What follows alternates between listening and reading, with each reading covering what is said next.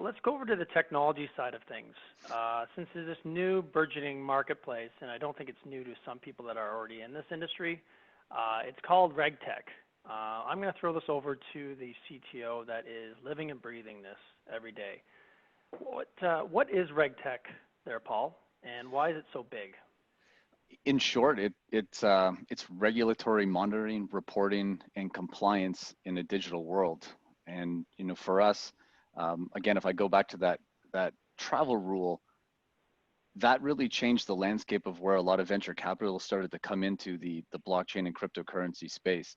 Last year in RegTech, we saw, I believe in the last quarter, $10 billion go into venture capital around regulation technology.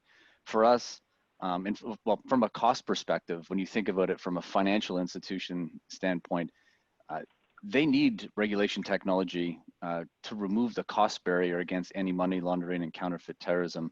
Matt and I were having this conversation the other day. There was a survey that came out from LexisNexis.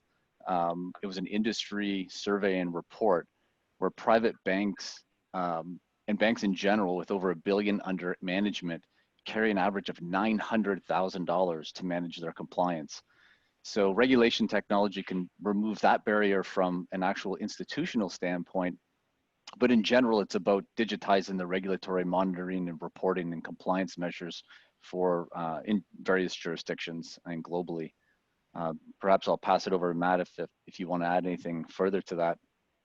Yeah, I mean, just on your comment regarding the amount of money gone into the regulation technology space, I mean, GDPR alone, which I touched on previously, between British Airways and Equifax, saw over $1 billion in fines through data leakage and just not having the right technology in place. So, I mean, when you look at it like that, $10 billion into the industry is nothing for all of this regulation to be on side. So we definitely took a look at regulation technology, and it's a huge part of our onboarding process for any identity within our ecosystem, which is an individual business or asset. It has to be there within the blockchain and cryptocurrency industry specifically.